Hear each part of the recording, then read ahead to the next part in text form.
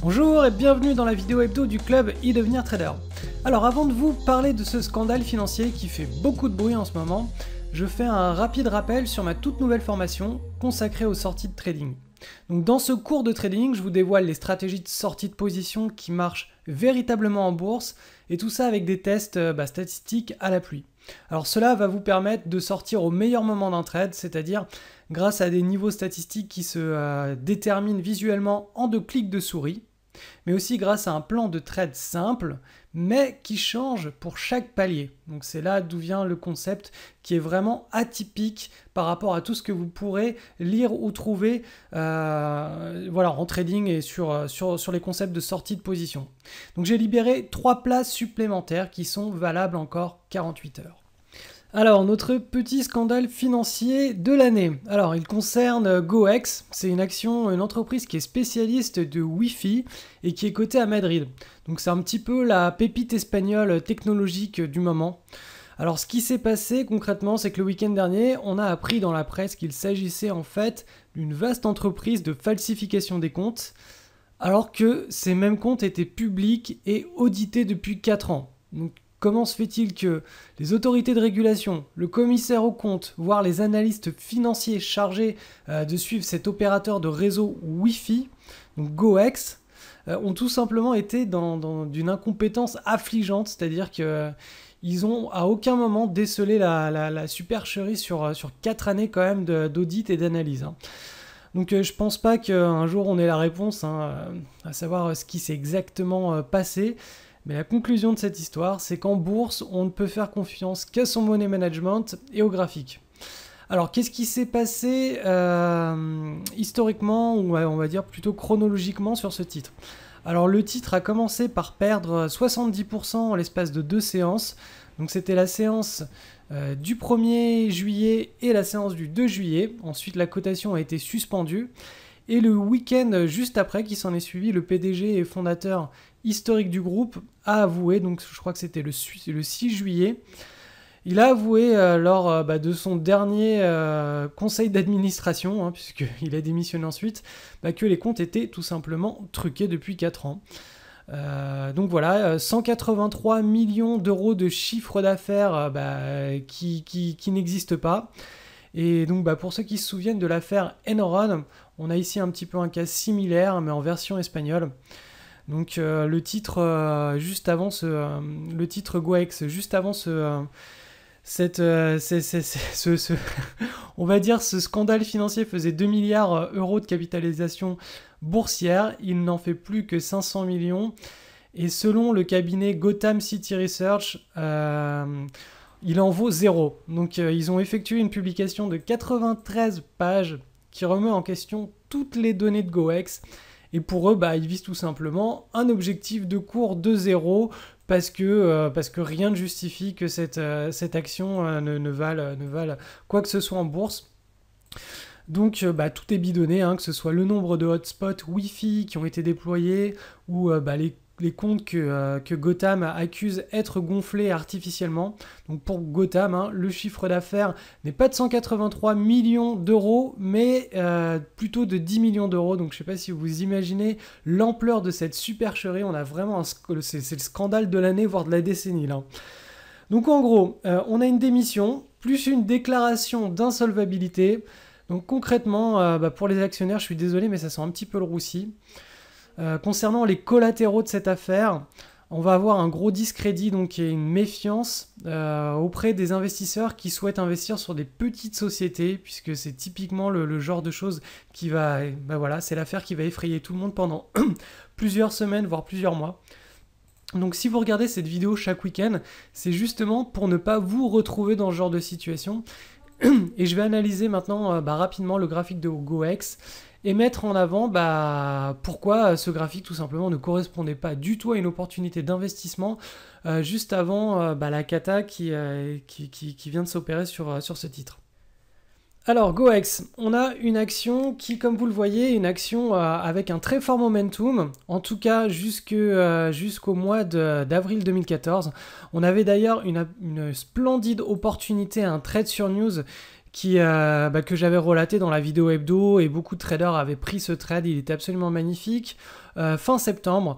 Donc là en fait pendant toute l'année 2012 et 2013 on a eu donc cette action qui publiait des chiffres très intéressants. Donc on a tous les investisseurs qui se sont rués dessus, on avait plusieurs opportunités de trade là-dessus, graphiquement on avait quelque chose de vraiment très très parfait. Et ça a commencé à se gâter à partir de cette première correction début avril 2014. Alors, comme vous le savez, la sélection du setup est vraiment quelque chose d'essentiel, voilà, on ne prendra jamais un trade qui ne propose pas un setup de type cas d'école ou au moins correct. Alors là, qu'est-ce qu'on avait sur cette action? Est-ce que le setup en valait la peine ou pas? Donc tous ceux qui ont suivi la formation entrée au bon moment, qui est EABM, est dédiée uniquement à la sélection des setups de trading sur ces screeners, auraient vu directement que là, on avait quelque chose d'absolument pas intéressant. Pourquoi? Parce qu'on n'a pas de base ici, on n'a pas de pivot qui est mis en avant, qui a été tapé plusieurs fois, on n'a pas de micro-base mise en avant, les bandes de Bollinger ne sont pas suffisamment resserrées, on a vraiment corrigé, vous voyez que là, on a corrigé, mais très très fort. On allait chercher très très bas, l'action ne s'est pas stabilisée, elle n'est pas remontée jusque sur les derniers plus hauts pour construire une nouvelle base. Donc vous voyez, tous ceux qui suivent la grille de lecture de ABM, tout simplement, savaient que ici on n'avait rien d'intéressant, pas de prise de position. Et ben voilà, suite à ce faux breakout là, puisque ceux qui ne savent pas, les traders qui ne savent pas sélectionner les meilleurs setups auraient très bien pu se dire ok, là on a une cassure de pivot ici. On va dire que les volumes étaient en augmentation légère ici sur cette cassure, donc je prends la position. Or là, on n'avait pas une pattern suffisamment propre pour prendre la position. Quand bien même vous prenez la position, il y avait toujours un stop et un stop qui pouvait être remonté sur cette action. Donc si vous vous reportez à la formation TPG qui s'appelle transformer ses pertes en gains grâce à la coupe des trades, vous allez, voilà, ceux qui avaient quand même pris position sur cette action avec un bon plan d'action, un bon plan de trade pour couper rapidement ses positions, n'auraient à aucun moment eu à s'inquiéter de ce scandale financier qui déclenchait tous les stops et une chute mémorable du titre. Donc voilà, c'est très important de savoir qu'en bourse, on a vraiment deux types d'investisseurs. On a ceux qui croient aux fondamentaux de la valeur et qui jugent qu'ils sortiront au bon moment quand tout ça sera...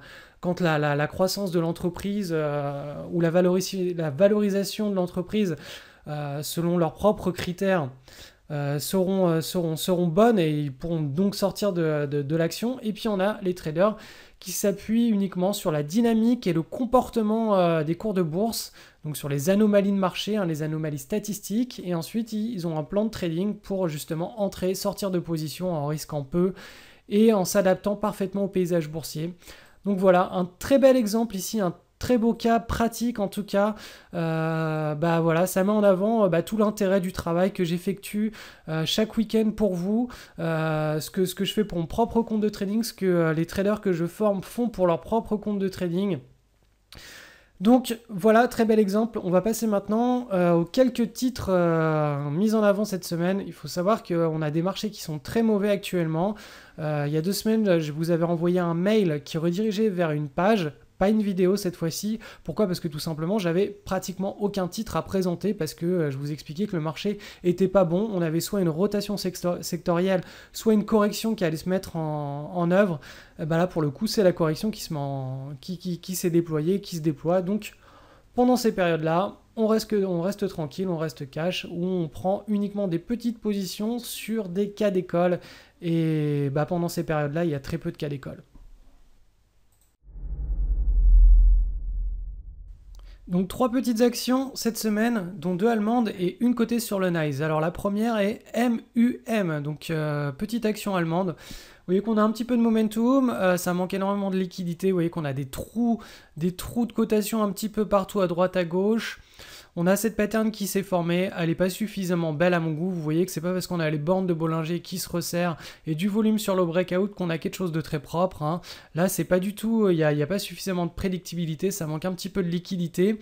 En plus, le marché n'est pas poussif et n'est pas extrêmement bon derrière. Le DAX, là, il est rentré dans une situation corrective à court terme. Donc voilà, ça c'est ce que j'ai trouvé sur les screeners cette semaine, mais ça veut pas dire qu'il faut trader, tout simplement parce que le marché n'est pas suffisamment bon à mon goût.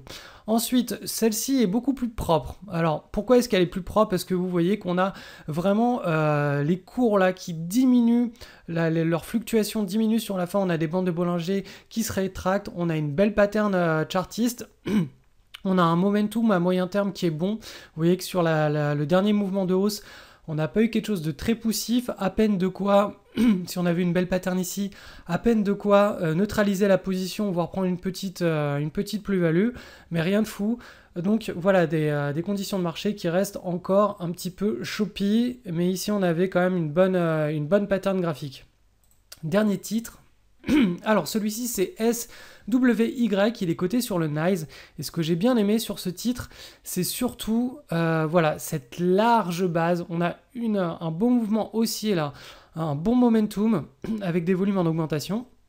Vous voyez qu'ici, on a eu vraiment une accumulation du titre de la part des investisseurs et on a cette longue pattern très très longue et qui sur la fin se termine par une espèce de micro-base qui met en avant un pivot de manière pas très propre. Cette micro-base a un petit peu plus de volatilité que ce qui aurait pu être le cas ici. Alors je vais entourer ça. Ici, vous voyez que là, il y a plus de volatilité. Par contre, si on regarde globalement la pattern, on se rend compte que la micro-base qui a précédé le breakout a une volatilité qui est beaucoup plus faible que ce premier creux qui d'ailleurs reste en apesanteur très très haut par rapport au trend précédent. Donc là, on a un contexte de trading qui est relativement intéressant. On a des volumes en augmentation ici sur la validation du breakout. Donc voilà, typiquement ça, moi j'aime bien. Le problème c'est que le marché n'est pas top. On est en pleine période estivale, donc volatilité, peu d'investisseurs pour suivre les mouvements. Donc voilà, ça peut se trader, mais abaissez vos unités de risque si vous décidez de prendre des opérations pendant l'été, parce que là, on est vraiment dans une situation où le marché n'a pas un consensus, que ce soit à la hausse ou à la baisse, on est un petit peu perdu sans consensus. Donc pendant ces périodes-là, tout simplement, on force pas le trade, on reste tranquille, on observe, on revient sur les trades du passé, on essaie de travailler un petit peu son track record, etc. Mais surtout, on ne force pas le trade et on s'aventure pas, encore moins, à prendre des positions risquées dans de telles conditions de marché. Vous le savez certainement, les sorties en trading sont un véritable casse-tête chinois. Alors, même si certains indicateurs ou certains objectifs sont très pertinents, ils ne peuvent pas s'adapter aux changements brutaux de comportement des prix. C'est d'ailleurs pour cette raison que cette année, j'ai mené une étude ultra poussée sur mes track records des années précédentes, et tout ça dans le but de trouver un concept qui soit tout terrain. J'ai dû repenser complètement ma manière de voir les sorties de trade, donc pour arriver à de tels résultats. Alors je vous livre tout ça dans une deuxième vidéo. Pour y accéder, vous devez simplement cliquer sur le lien qui se trouve juste en dessous, et on se retrouve derrière en personne.